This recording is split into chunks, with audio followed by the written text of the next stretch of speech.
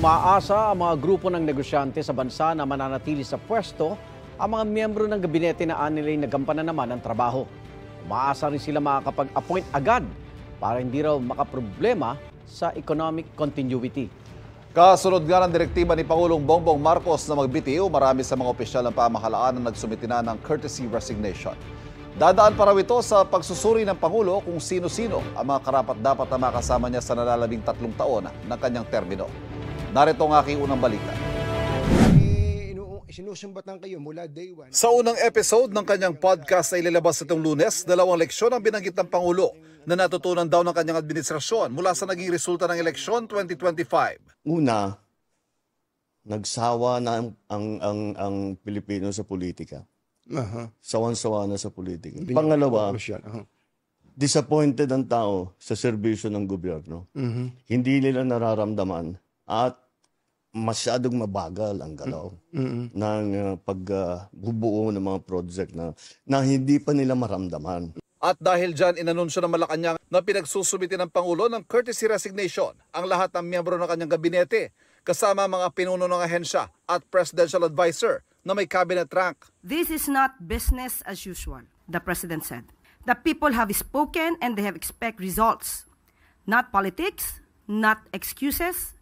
We hear them and we will act. Sa mga susunod na araw, susuriin daw ng Pangulo naging performance ng bawat isa sa kanila at kung nagkaroon ng katiwalian sa kanilang mga ahensya at saka magpapasya kung sino ang tuluyang sisibakin at kung sino mananatili sa pwesto para tahakin ang direksyon ng pamahalaang nais ng Pangulo sa nalalabing 3 taon ng kanyang termino. Yes, mananatili sila sa kanilang posisyon. Siguro ito yung tamang panahon para ipakita nila na dapat sila manatili sa kanilang posisyon. Pero kapag nakita po talaga ng Pangulo na hindi mo deserve ang iyong posisyon, you will be out. At ito ho ba ang panahon na makikita natin from here on again, yung sinasabi ng Pangulo na marahil kailangan ng mas mabagsik na pamumuno?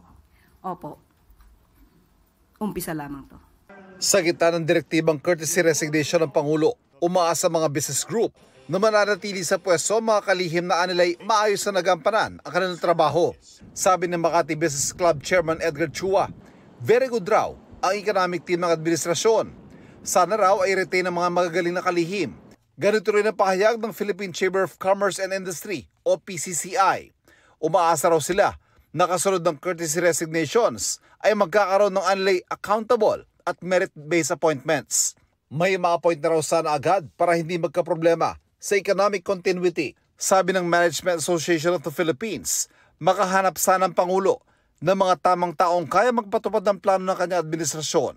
Sa presentation ng mga bagong batas sa Malacanang, present ang ilan sa mga miyembro ng kanyang gabinete tulad din na DILG Secretary John Vic Remulla, PCO Secretary J. Ruiz, DOST Secretary Renato Solidum at DepDev Secretary Arsenio Balisacan na pawang nagsumiti na ng kanilang courtesy resignation.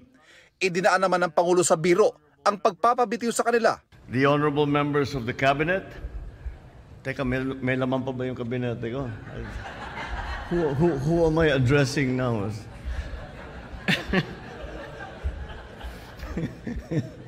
we are in flux. Isa sa mga ipinresentang batas ang pagtatatag ng Department of Economy, Planning and Development o ang dating NEDA. Bahagi ito ng kagustuhan niyang mas mabilis at mas ramdam na pakinabang ng taong bayan sa mga ginagawa ng pamahalaan. Magiging katuwang natin ang DepDev sa pagtiyak sa paggamit ng ating pondo na ipapatupad ang programa ng Wasto at naghahatid ng pakinabang sa mamamayan. Ito ang unang balita. Ivan Mayrina para sa GMA Integrated News. Kapuso, huwag magpapahuli sa latest news and updates. Mag-iuna ka sa balita at mag-subscribe sa YouTube channel ng GMA Integrated News.